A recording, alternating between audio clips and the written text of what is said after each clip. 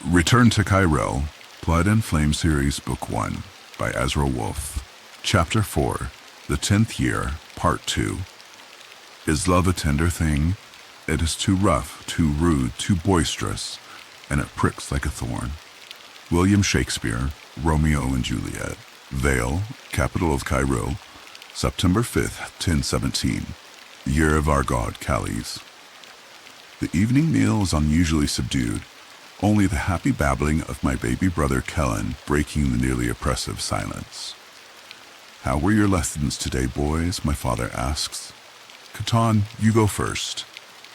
I straighten up in my seat, setting aside my knife and spoon as I clear my throat. Sir Elon taught me about the geography of the 7 kingdoms and how it impacts what goods they produce and our trade with them. My father hums in curiosity. "And what was the most interesting thing you learned today?" I frantically try to remember something remarkable. Mycos is our closest neighbor and the smallest of the kingdoms, but its fertile land and ancient weaving techniques allow them to produce the best fabrics of all the kingdoms. Mycos' seaside location also means the country has a large fishing industry, and the country provides Khyril with the majority of its fresh and dried fish, while we provide them with a variety of game and furs not found in their country, I blurt out, smiling proudly when I'm able to remember Sir Elon's lecture. Father grins. "Consider me impressed, Catan. I would expect no less from the heir of Khyril. Excellent work." I notice Alexander scowl and Mama Eris frown as father praises me, and I shrink a little in my chair, the shine of my father's admiration dulling a little in the face of their reactions. "Wasn't there something else exciting that happened today, my little love?" my mother asked with a gentle smile. "Oh?" Father quirks an eyebrow at me. I glance at him, nervously licking my lips before I get the courage to speak. "I got a new pet today, Father. One of the stable boys gifted me a kitten." He frowns. "A kitten? I don't think a stray is something you need to occupy your time with, Catan. You've much more important matters to tend to." Mama lays her hand on Father's arm and flashes him a beguiling smile. "Nikia, my love, surely this is an excellent opportunity for our son to learn some personal responsibility. After all, being solely in charge of another living thing could teach him some valuable lessons that he could translate into the care of his kingdom, no?" "You think so, do you?" My father lovingly presses a kiss to her knuckles.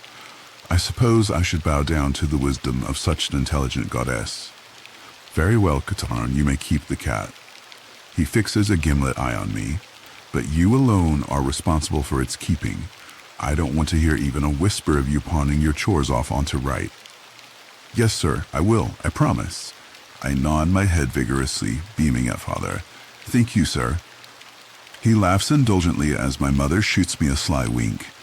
I wriggle with happiness, thrilled that I'll be able to tell Aiden about our success. "Alexander, I hope your day was as productive as your brother's." Father looks at him expectantly. I spear a piece of pheasant with my knife and shove it into my mouth, chewing anxiously as Alexander glances at me from the corner of his eye. "Catan attacked me in the stables today," he announces, causing me to choke on my food. "Stander!" I shout in outrage once I've cleared my windpipe.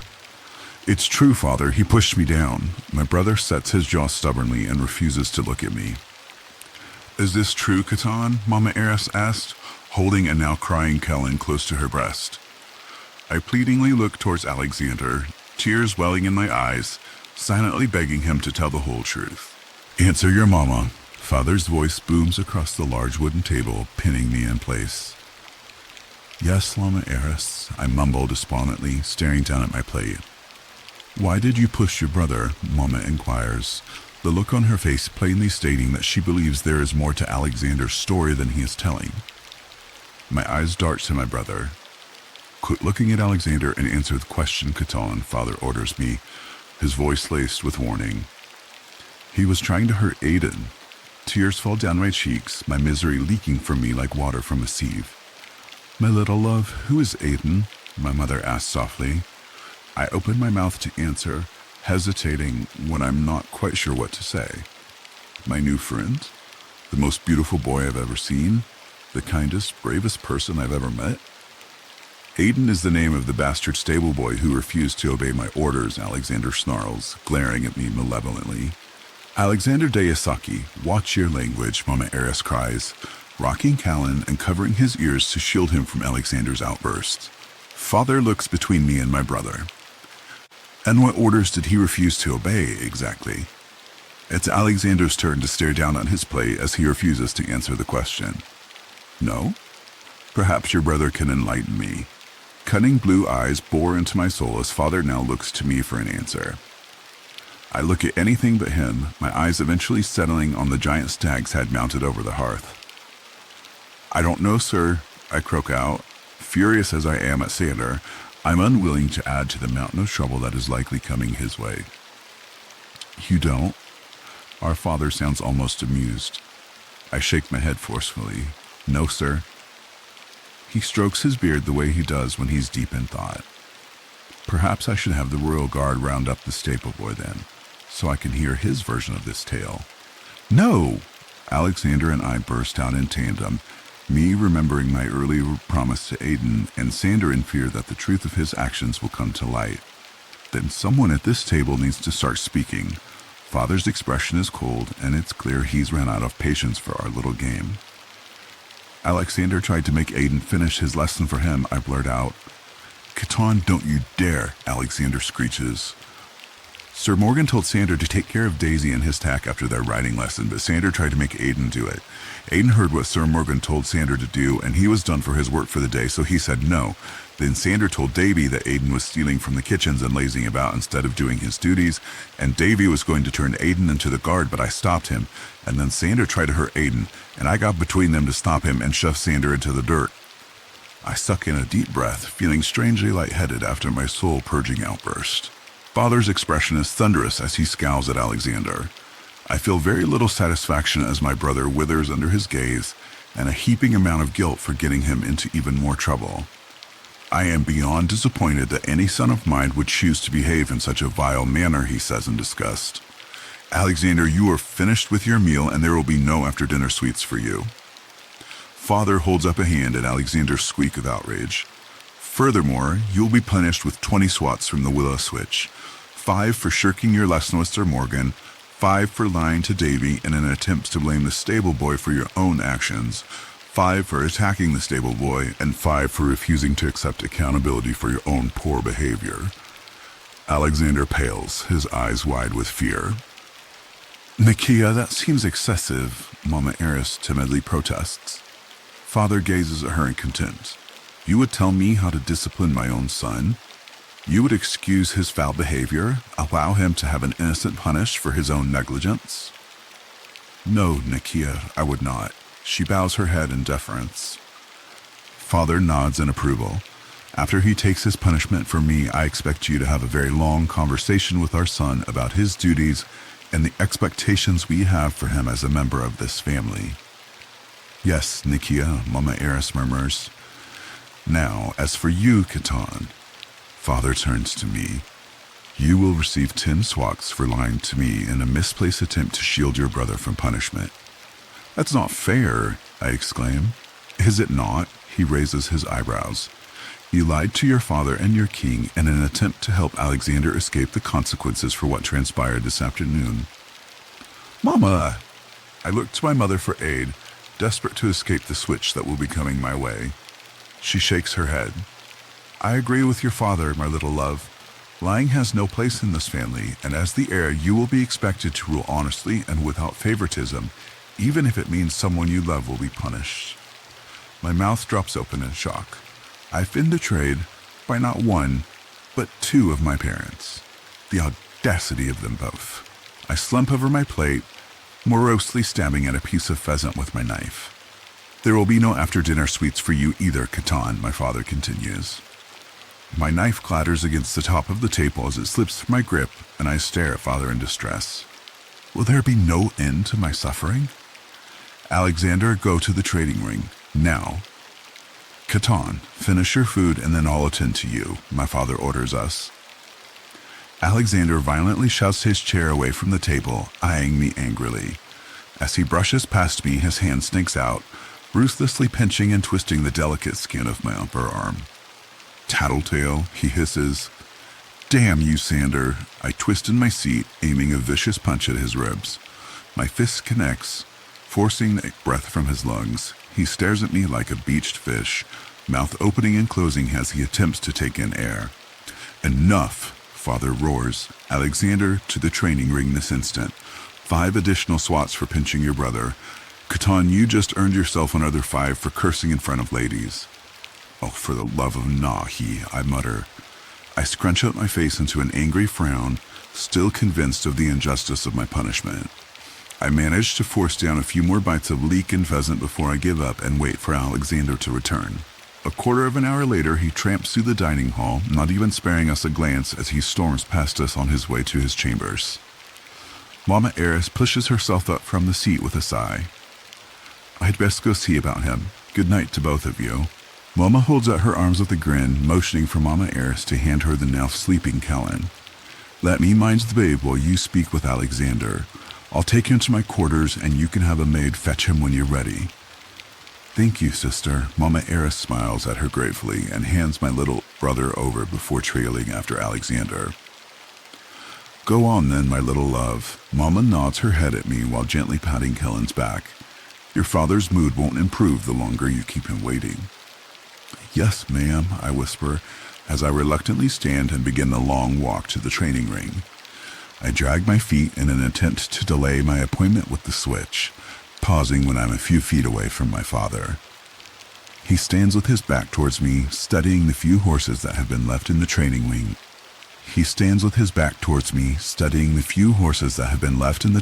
For the grooms to work with in the morning. Come, Khatan. I hunch my shoulders at the sound of his voice and slowly shuffle to his side, eyeing the willow switch in his hand all the while. Father sighs and runs his hands through his thick, dark hair. I know you think I'm being dreadfully unfair, son, but I need you to understand why I'm doing this. You are the heir, and eventually you will be making decisions for an entire kingdom of people who are depending on you. When you make those decisions, you will have to be completely impartial. You cannot allow your feelings to sway you. Our subjects need to know that they can trust you to be neutral, to treat everyone, noble or commoner, equally. I know you wanted to shield Alexander, but his behavior was abhorrent, and he needed to be punished, not protected. And I believe that your punishment for cursing is completely fair. I understand, sir. I scuff my feet in the dirt, wretched with guilt. Very well then, 15 swats for you. Drop your breeches and grab onto the railing. I scowl as I turn away from my father, furious at being bare-arsed in the wind where anyone and their mother can see me being whipped. I tense my muscles and steel myself against the first sting of the switch. I grunt as the first swat flashes fire across skin that never sees the light of day. But I don't cry out, refusing to let father see me act like a babe. What follows is the longest 14 swats of my very short life. My legs are trembling and I'm dripping with sweat by the time it's over. Father politely turns away while I lace up my breeches and collect myself. We begin the walk back to the castle in silence, me with some difficulty due to the current state of my backside. You did well, Khatan. The ability to acknowledge a mistake and accept the consequences are the mark of a true leader. You're growing into quite the young man. Father's voice is effusive with pride, and I glow under the warmth of his compliment.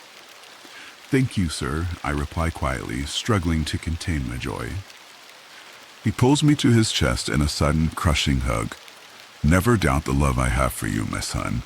You are the greatest gift the gods have ever bestowed upon me. I throw my arms around his waist and squeeze as tightly as I can. I love you too. All right then, off with you. Have Right help you get ready for bed. My father releases me and gives me a gentle push towards the castle. I'll see you in the morning when we break our fast.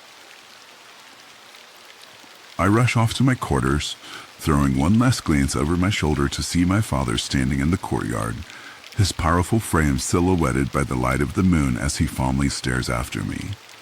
In that moment, he looks like a hero from one of my stories, a kind and handsome king beloved by his family and subjects alike. The type of man I want to be when I grow up. I find my chamberlain waiting for me when I reach my rooms, laying out my nightwear.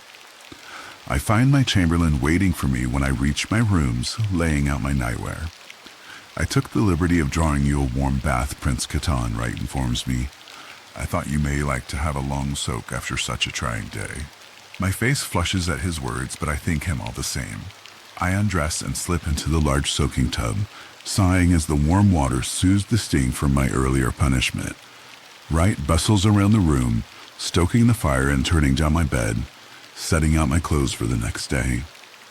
Tell me a story, Wright? I call to him as I splash about in the water to create a few bubbles. He chuckles good-naturedly. Which one shall it be tonight, sir? The fairy queen and the elf king? The prince who rescues the fair princess from the mystic dragonfolk? I begin to state my choice, but pause when I'm suddenly struck by a troublesome thought. Worried by my silence, Wright sticks his head into the washroom. Prince Catan, is anything the matter? I hem and haw, struggling to find the correct words. You know a lot about royalty, right? Correct, young sir. I've served your family for most of my life. His eyes twinkle with mirth at my question. Why do you ask? Well, I guess I was just wondering, has there ever been a boy queen? Male rulers are called kings, my prince. You know that. Wright furrows his brow at my question. No, I mean, when a king has to get married and he chooses his queen, has any king ever chosen a boy queen instead of a girl queen? I believe I understand your question now. May I ask what brought this thought on? Wright watches me speculatively. I duck my head under the water to hide my blush. Aiden. No reason, I tell him once I pop back up above the surface. Just wondering. I see. He hums to himself, thinking. To answer your question, there are no male queens, and I do not know of any kings who have married another man. Oh, I deflate a little, sagging down into the warm water. My chamberlain hesitates, as if contemplating what he'll say next. Prince Catan, it is against the laws of men and the teachings of the church for a man to be intimate, romantically or physically, with another man. I know that, but why? I ask timidly. Wright sits down on the floor next to the tub so we are eye level with each other. His odd eyes, one blue and one green, study my face intently.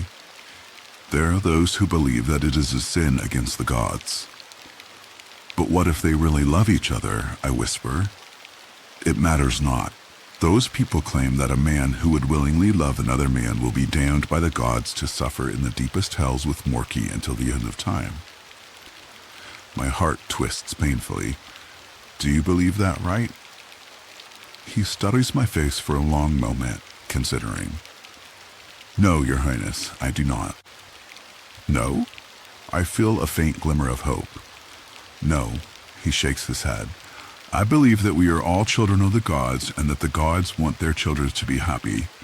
The church preaches that our connection with our twin soul will be the greatest bond we shall ever forge, and I don't believe that the gods would bless someone with their twin soul only to damn them because they are both men.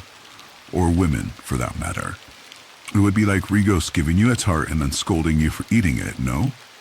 A bright smile breaks across my features at his admission. Please keep these thoughts of mine to yourself, Your Highness, Wright cautions me. There are many who do not feel as I do, especially in the palace. Of course, I nod heartily in reassurance. The corners of his lips tip up in a smirk. Have I satisfactorily answered your query, young man? Yes, sir. Thank you. No thanks required. Now wash up. It's nearly time for bed. Wright flicks a cluster of soap bubbles at me with a soft smile before standing up. After my usual nighttime routine and story, Wright tucks me in tightly beneath my sheets and wishes me pleasant dreams. I close my eyes and drift off thinking of a beautiful blonde boy with a dazzling smile.